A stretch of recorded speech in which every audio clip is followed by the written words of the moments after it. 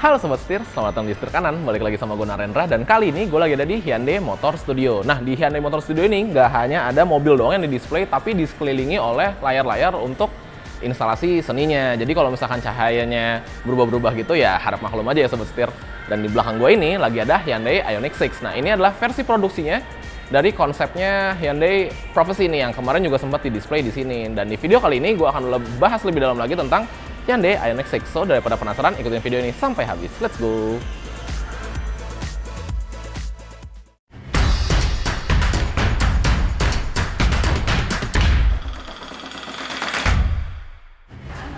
Oke Sobat Setir, langsung aja kita bahas dari segi eksteriornya dulu nih Sobat Setir. Nah, kalau dari eksteriornya, mobil ini memiliki electrified silhouette kalau bahasanya dari Hyundai. Nah, electrified silhouette itu dia terlihat simple, namun tetap terlihat sensual. Sekarang kita bahas dari bagian eksterior depannya dulu nih.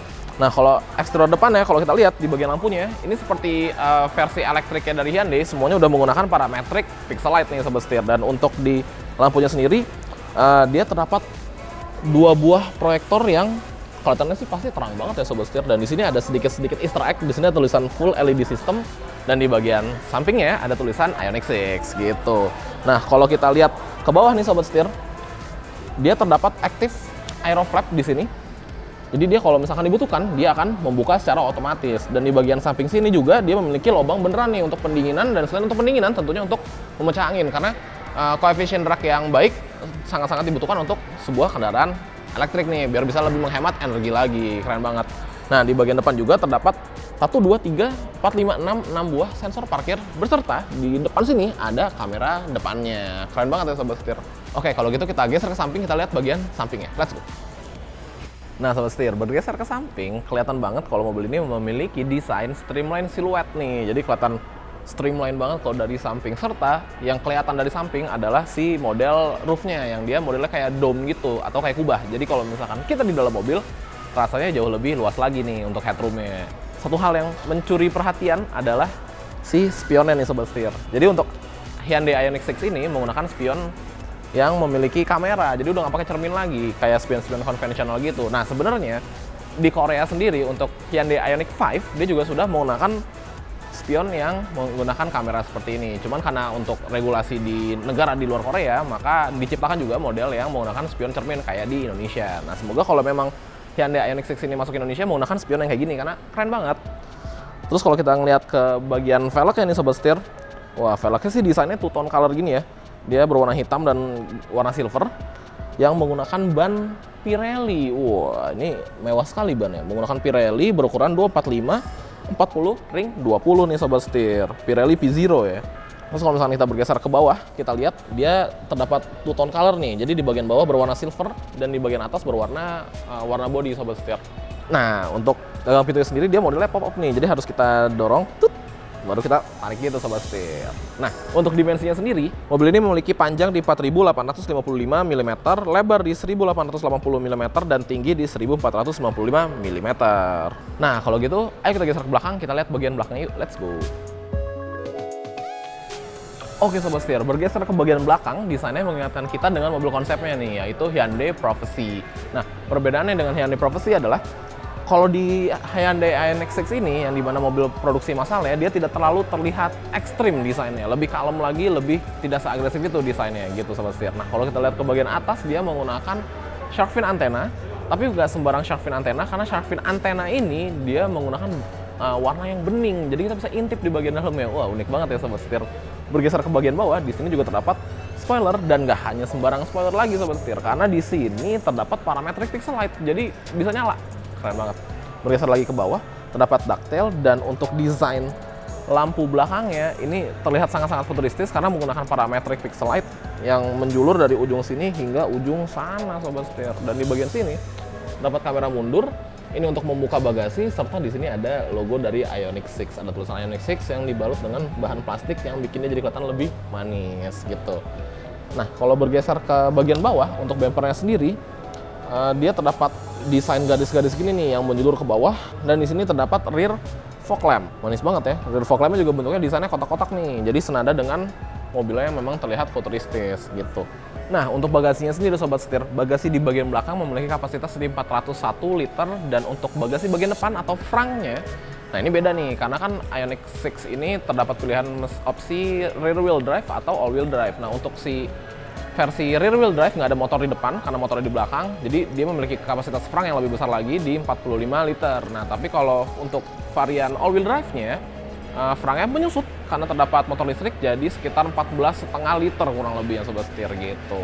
Nah, kalau gitu kita geser ke samping, kita lihat bagian baterainya dan kapasitas penyimpanan listriknya. Let's go!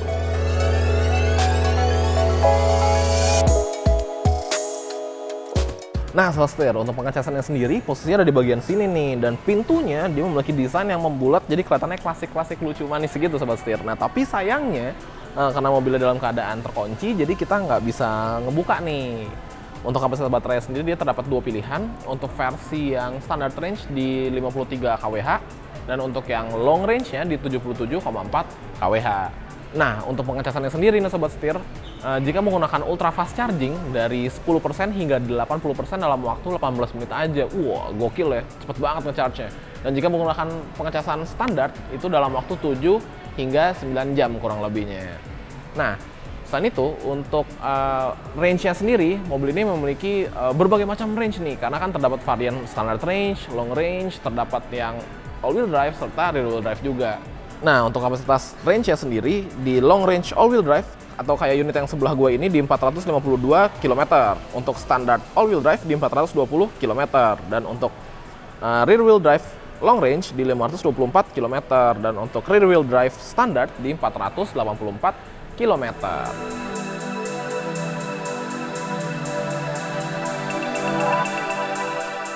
Nah, jadi sebenarnya range itu juga berpengaruh. Selain dari standar dan long range dan all-wheel drive dan rear-wheel drive-nya, berpengaruh juga dari ukuran velg dan bannya juga Sobat Setir. Jadi semakin besar velgnya, semakin berkurang juga range-nya. Namun semakin kecil velgnya, semakin bertambah juga range-nya, semakin jauh lagi gitu Sobat Setir. Keren banget. Kalau gitu kita bahas masalah motor listriknya yuk, let's go!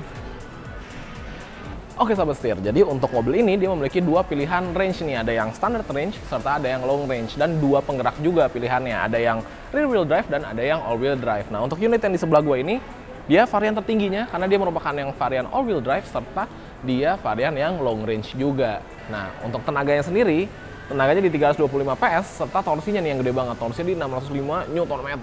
Wah, gokil, gede banget ya. Ya wajar lah, kan ini kan merupakan sebuah kendaraan listrik Sobat Setir. Keren banget. Oke Sobat Setir, ngebahas masalah interiornya. Nah, interiornya sendiri dari dashboardnya juga udah terlihat banget bahwa ini merupakan sebuah mobil yang memiliki desain yang futuristis. Kalau kita intip nih Sobat Setir, dia terdapat dua layar besar nih. Jadi di bagian driver itu ada instrument cluster, dan di bagian tengah itu adalah head unitnya. Dan mobil ini menggunakan layout atau format setir kiri nih Sobat Setir. Jadi memang mobil ini belum siap untuk dikendarai di Indonesia gitu.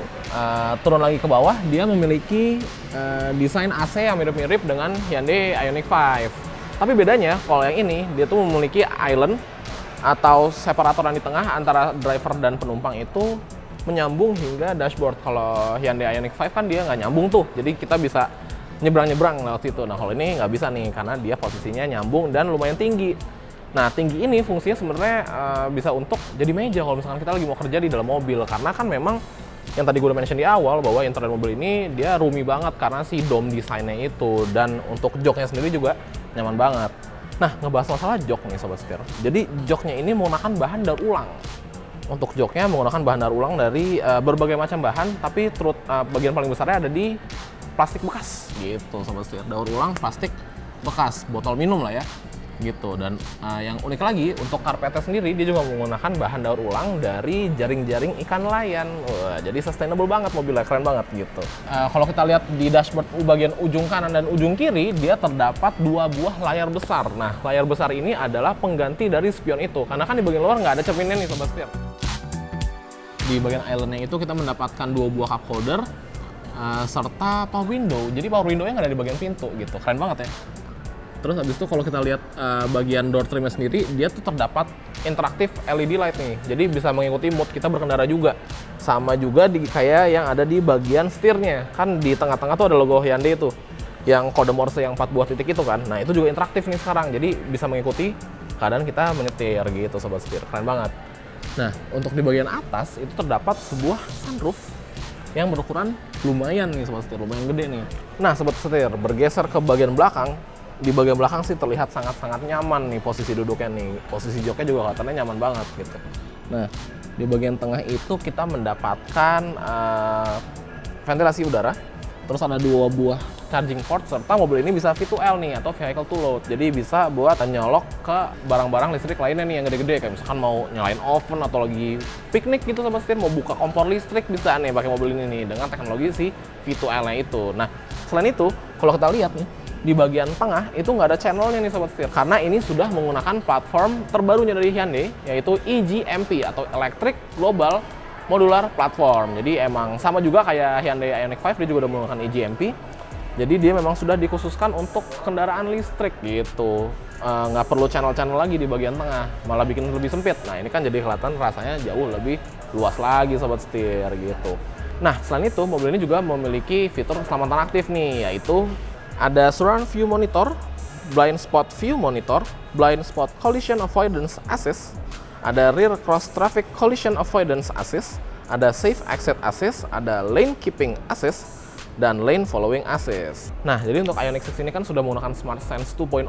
Ada sedikit perbedaan nih, yaitu si Smart Cruise Control, yang dimana mobil ini bisa dalam keadaan aktif cruise controlnya bisa pindah jalur sendiri, jadi bisa belok-belok sendiri gitu. Canggih banget sobat setir. Dan selain itu, mobil ini memiliki satu fitur yang menurut gua kepake banget, terutama di Jakarta, karena mobil ini memiliki fitur remote parking. Jadi kalau misalkan kita parkir di tempat sempit nih sobat setir, kita bisa keluar dari mobilnya lalu memarkirkan mobilnya menggunakan si remote-nya itu. Jadi lebih convenient banget dipakai di daerah-daerah urban yang sempit-sempit gitu. Asik banget.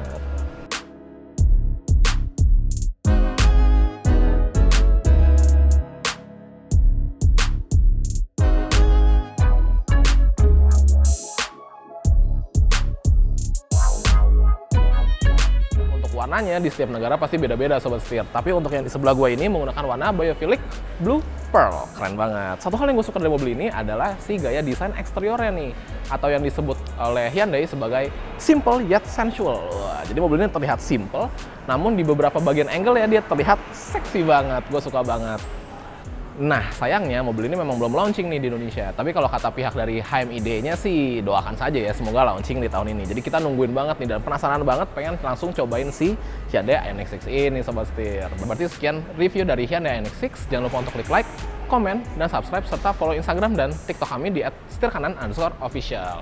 Gue Narendra, sampai bertemu di video selanjutnya. Salam setir kanan.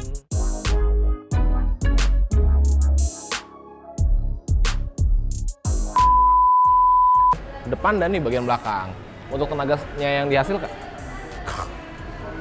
kayak lapar dah gue.